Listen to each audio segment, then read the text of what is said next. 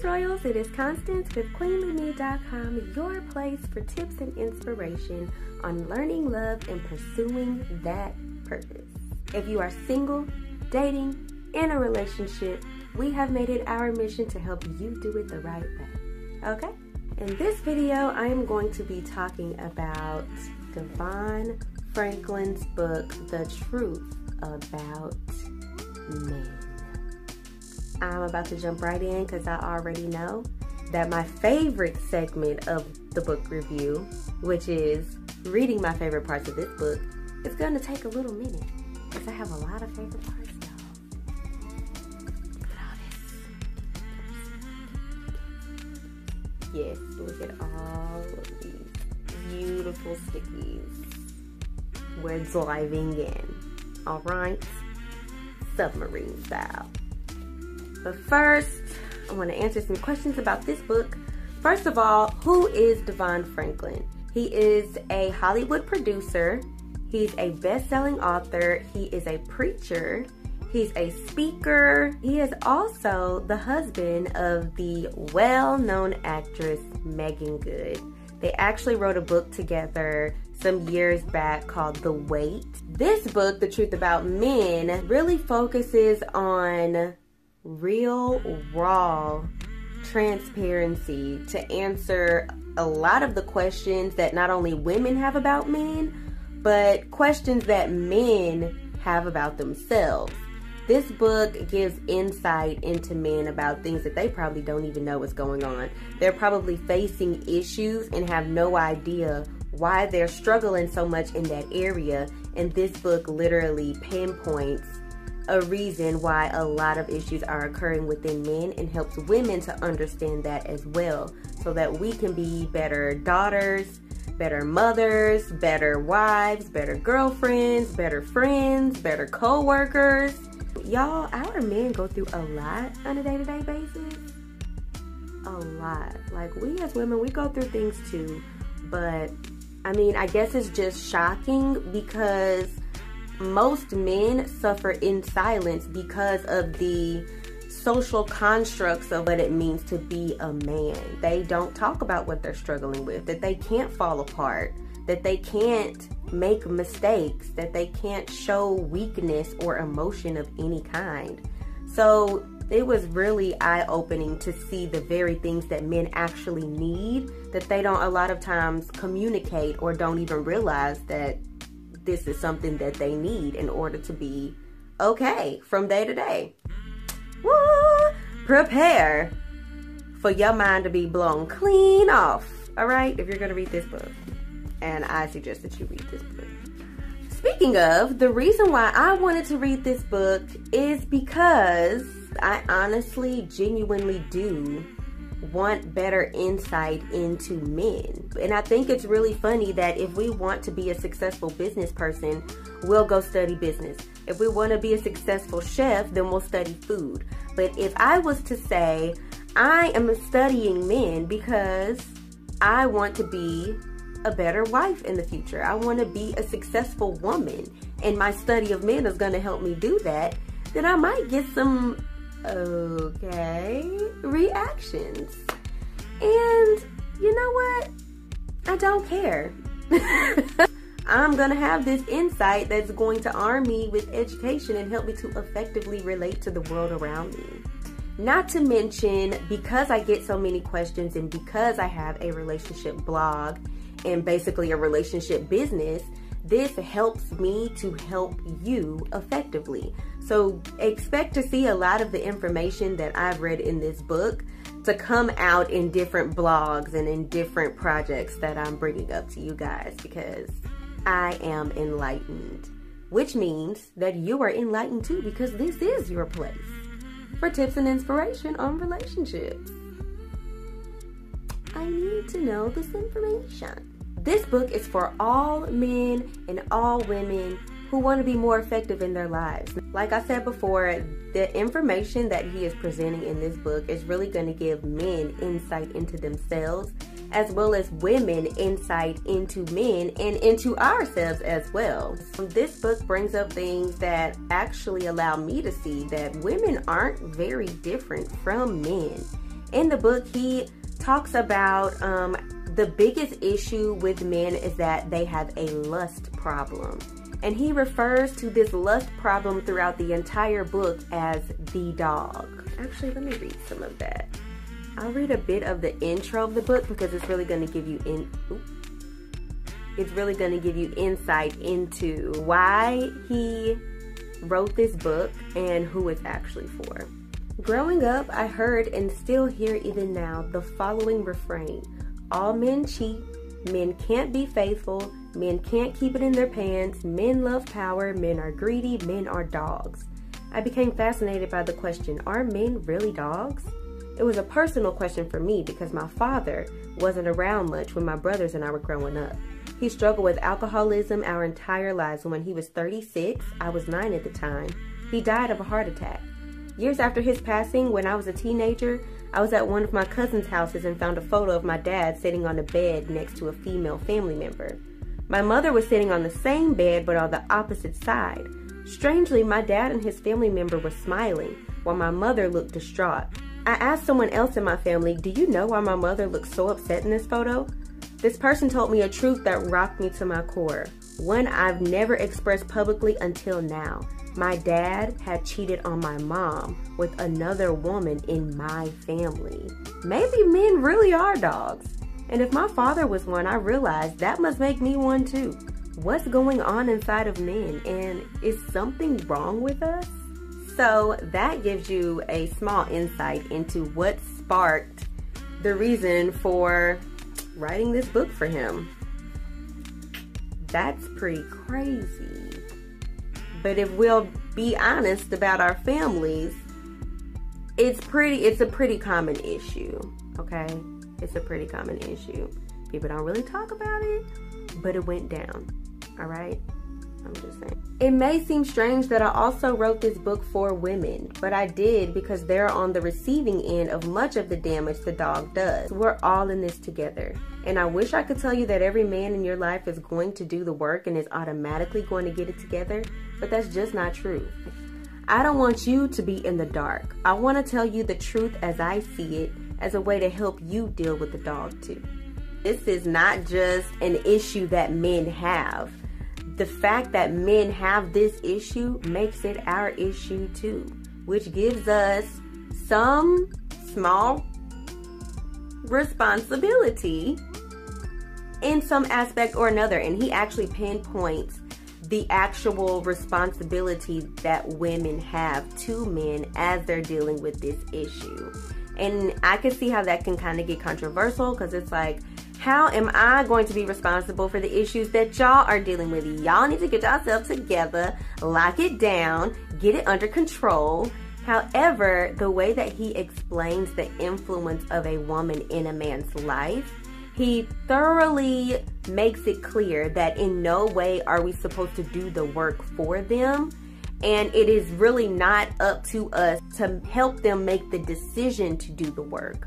But once they make the decision to do the work, then men look to the women in their lives to speak to those good parts in them and to kind of pull that out to the forefront. But a lot of times the mistake that we as women make is we end up getting so blinded by the behavior that we end up just drilling in on their faults and their mistakes instead of speaking to the king inside of them, instead of speaking to that place in them that wants to do better. And that's very discouraging from a man, because we as women can be the most influential safe space for a man to thrive. So most of the responsibility that we have to men is creating a safe space for them, and also holding them accountable, which a lot of women don't do either. They're like, okay, you have that issue, I see it now, I'm packing up my stuff and I'm leaving. He says in the book, if you see something, say something. We as women have to get more bold and more firm in a loving way that shows men like, this is an issue. I'm gonna be the mirror so that you can see it in yourself, but this is not okay, it's unacceptable, it's disrespectful, and I'm not going to accept that from you because I know you can do better.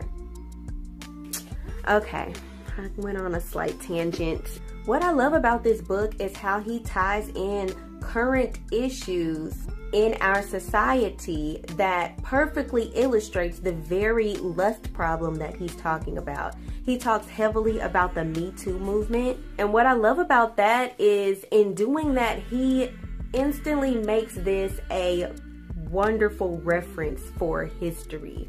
We'll be able to reference this in the years to come to see if information like he's presenting in this book is actually being taken seriously and what effect it's having on the world around us. But in relation to the Me Too movement, he talked about how some of them world prominent men who are super successful are one way in the public eye, but behind closed doors in their private personal lives, they're allowing their dog to run rampant. A lot of times we're so confused by the fact that how does someone like Bill Cosby or what's his name? These successful men who seemingly have their lives together are doing these corrupt acts behind closed doors. Like, where is the disparity happening? What is going on?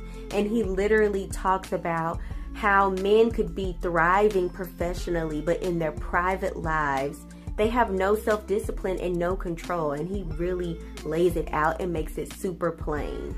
And I really commend him for really addressing these situations so directly as it relates to the entertainment industry, because he could get so much, and probably is getting so much backlash for it, but you can tell that he genuinely wants to use his platform to be a catalyst for change as it relates to these areas. Because listen, this has got to stop. Like, it's too much.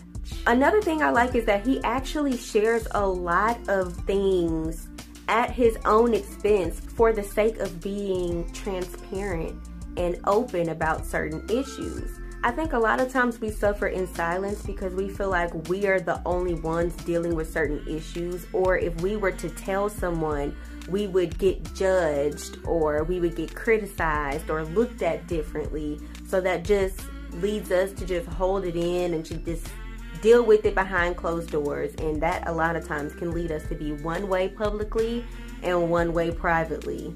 But I really appreciated the fact that he was willing to start with himself and say, look, I've had this issue, I've had this situation happen to me, and this is something I'm still grappling with today, but it is possible to get past this. And he's really using himself and the work that he's done publicly and privately to show people, like, it's not just something we have to deal with. We don't just have to say men will be men, boys will be boys. No, you have a responsibility to do better, because now I've done it and it's possible. So in the book, he distinguishes two different profiles. One is the dog, which is the lust issue, and another is called the master, which is basically the love part of you, the king within, the person that wants to do better and be better. So in distinguishing between the dog and the master, it really gives you these perfect profiles of, for women, the type of man that we should be looking to desire, as well as the type of man that we should avoid. And for men, it gives you an example, like a perfect example of a profile of the man that you should be aspiring to be, as well as the characteristics of the man that you need to avoid, because he tells you exactly where those characteristics are going to lead you to if you decide to feed the dog instead of work to feed the master. Another thing I love is that this book teaches women to see the king and the master in a man, even through doggish ways. And it teaches women how to appeal to the king in a man, the master in a man. Now, something that I didn't like about this book was there were some curse words. Okay, I really think this has more to do with me and the things that I struggle with, because I had this cussing spirit on me for a while. I'm free from it now, but because of that, it's something that I struggle with. So when I was reading through, and most of the cuss words isn't him just like cussing it up. A lot of the curse words come from actual quotes that he's using. But when I'm reading a sentence and I just cuss in my mind, my initial reaction was like, oh God, like, whoa, wait a minute. Because your brain, I mean, 2 letters in the word is missing, but your brain is, you're gonna say it in your mind. So, I mean, there are a handful of cuss words in this book. Be forewarned. Yeah, that might not bother a lot of people because let's just be honest about the world we live in. However, that's something that I did not like because I felt like I was forced to cuss in my mind.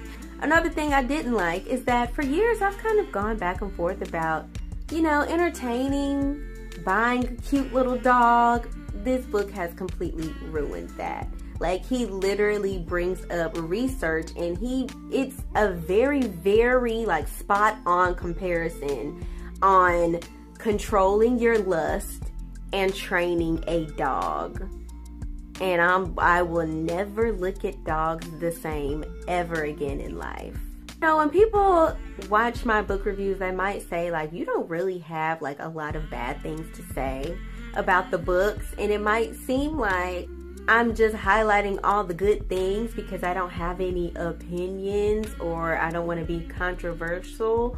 But this is just what happens when you're led by God. God has not led me to a lot of books that I don't like. Chuck it up to that, but this book was amazing, just like the last 2 book reviews that I've done. If you haven't caught those, you might want to. The last one I did was on Michelle Obama's Becoming. The one before that was on Sarah Jakes Roberts' Don't Settle for Safe. I'm not really sure which one I'm gonna do next. Keep your antennas up. So now it's time for my favorite part. I'm gonna read to you my favorite parts of the book. Okay, y'all ready? Let's dive on in. I finally decided to write this book because I was tired of seeing the hurt in women's eyes when they talk about the pain, anger, humiliation, and devastation that men have caused them because so many men haven't or won't commit to the process of controlling their lust. I realized it was time to write this book when I saw that there are men out there who are legitimately struggling with how to become better men, yet have almost no guidance on how to do so. For married women, just because the dog didn't disappear when your man said I do, doesn't mean he has eyes for another woman, finds you less attractive, or even desires to be with someone else. I know many married men who love their wives and still acknowledge the presence of the dog. Don't let this upset or anger you. My hope is that by letting you know the truth, that every man has the same problem and there's nothing wrong with him, you'll be better equipped to deal with it. Billy Crystal has a famous line in the movie City Slickers: women need a reason to have sex, men just need a place. For single women, this is an area where you can avoid falling into a trap. Sex is addictive. And when you have sex with a man who has devoted hundreds of hours of practice over the course of his life to having sex, that man can use his desire to have sex and his proficiency at having sex to get you hooked. This is why I recommend waiting for sex until marriage, or at least as long as you possibly can. Waiting for sex will help you discern if this man is really interested in you or if the dog just wants your body. The habits we have before entering into a committed relationship can determine our behavior after we're in that relationship. That's why it's so important that Megan and I remained celibate before we got married. I felt that employing that kind of sexual discipline before we walked down the aisle will help give me a better chance to be a faithful husband. While I found that to be true, I still have to invest daily effort in keeping my dog on the leash. I've been in church my whole life, and I can say that no one, and I mean no one, teaches men how to deal with our urges. It's kind of mind-blowing. We can talk about the fruits of the Spirit, how to pray, how to preach, and how to sing praises, but rarely do we get real talk about how to deal with the dog. It's taboo to admit that even though you're in the pew and you love the Lord, even though you're saved, sanctified, and filled with the Holy Spirit, none of that has stopped you from lusting after sex, money, and power. This is one of the reasons why there are fewer men in the church than women. Men seek a transparency and honesty that the church doesn't always provide. Men aren't taught how to love. We're taught how to make money, get women, buy a house, lease a car, and achieve the promotion. But we're rarely taught how to love, especially how to love ourselves. We understand love as a concept, yet most men I know struggle with putting it into practice consistently. I know I've struggled with it mostly because I've had a hard time truly loving myself. Growing up, I always felt like I didn't fit in, and as a result, I didn't really like who I was. The desires of a dog never go away, no matter how religious or respected a man might be. Our desires, good or bad, have the power over our daily behavior, and desire management is the key to life management. Masters learn how to manage their desires. For women, be mindful of the desires you help the man in your life manage. You can play a positive and negative role in this area. Helping and affirming the master within is what positive desire management looks like. However, I've seen some women become codependent, feeding the desires of the dog instead of the master. Codependency can mean you become a crutch instead of a healthy support system. What's the difference between helping in a positive way and becoming codependent? Responsibility. No matter how much you want to build up the master and the man you're with, don't do this work for him. A man can only become a master by taking full responsibility for his life and his choices, both personal and professional. But you can help him achieve his goals, being careful not to fall into the trap where you are the one doing so much of the work that he doesn't bear the brunt of the responsibility for the fulfillment of his own goals. From the very beginning, men were created with the need for women, not vice versa. There's actually no mention of Eve having the same need for Adam. This is important because in my experience, so many men run from committing to a woman, yet the story of Adam and Eve demonstrates that men need women. It's part of our makeup. Men committing to the right woman can provide the fulfillment you've been longing for. Women, be careful of the man who's perpetually uncommitted. If he has no commitments in his life to other people, his family, his work, his church, or something in his life other than himself, steer clear. Don't assume that you can change him. If you're dating a man or about to date one, ask him about his philosophy on commitment and if it's something he struggled with in the past. It may feel uncomfortable, but you need to know what you're getting yourself into. As long as you ask the question gently, earnestly, and openly without demanding any kind of commitment in that moment, a master will answer honestly. And don't necessarily be afraid to move forward if he admits that commitment is something he struggled with in the past. If he answers honestly, it's a good sign. You'll be going into a relationship with your eyes open. The health and well-being of our society is directly linked to how we date. If we date better, then we marry better. If we marry better, then we parent better. If we parent better, then we family better. And a healthy family is the foundation of a healthy society. Men, be mindful of a woman who feeds your dog with no strings attached. There are always strings attached, and not all women have pure intentions. There are some women who seek to manipulate and exploit you because they know that lust is your weakness. And for those of y'all who don't think emotional cheating is a thing, well, listen to this. If you're sharing something deeply personal with someone who's not your significant other, it doesn't matter if you've never touched each other. Emotional intimacy is still a violation. It's a test drive for the real thing. It's illicit, exciting, addictive, and a trap. It won't end well. If you keep getting closer and closer and you tell yourself you got this, then sooner or later you'll end up crossing the line and potentially having to invest a lifetime repairing the emotional damage you've inflicted on your significant other.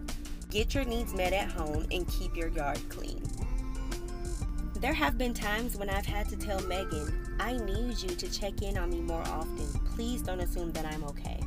It may seem petty, but I need it. And I had to own that it was my need, and while she may not need the exact same thing from me, it's okay. Needs can and do differ, and thankfully she made the adjustment and it has helped me tremendously. For women, your prayers are extremely effective in manifesting long-lasting protection and change in your relationship.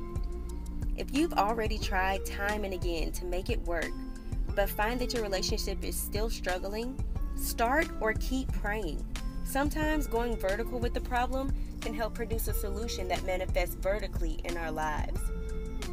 As men, we can be so stubborn, yet your prayers can break through even when you feel like your words can't.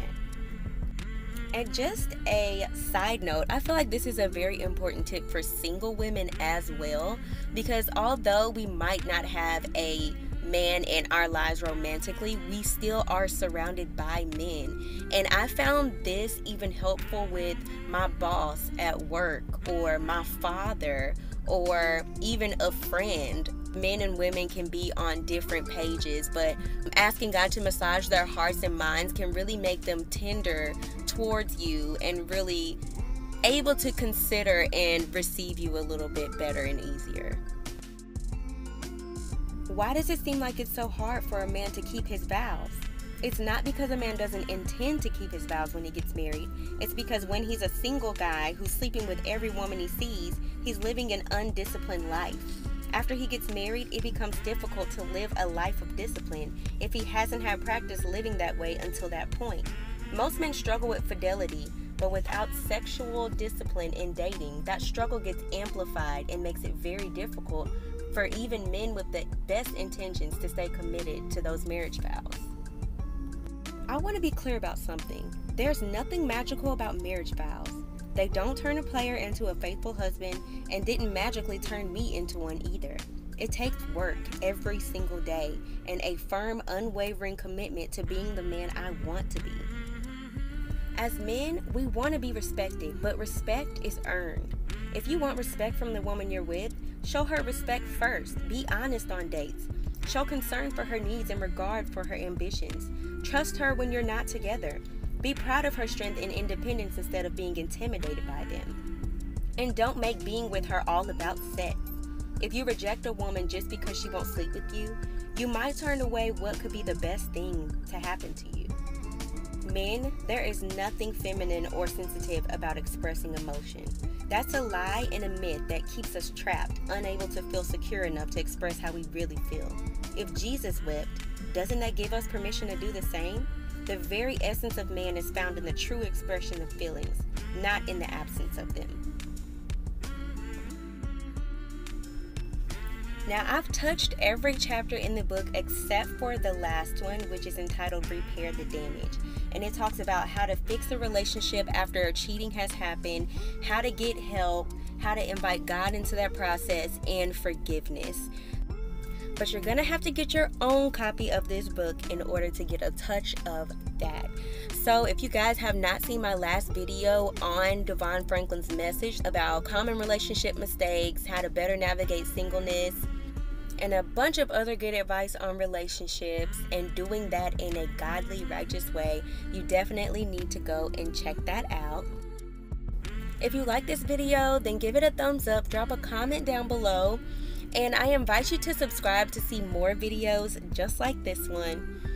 Thank you so much for watching. Go follow me on Instagram at queenly.constance for daily relationship and purpose quotes, inspiration, motivation, and all that good stuff. I will see you in the next video. Bye.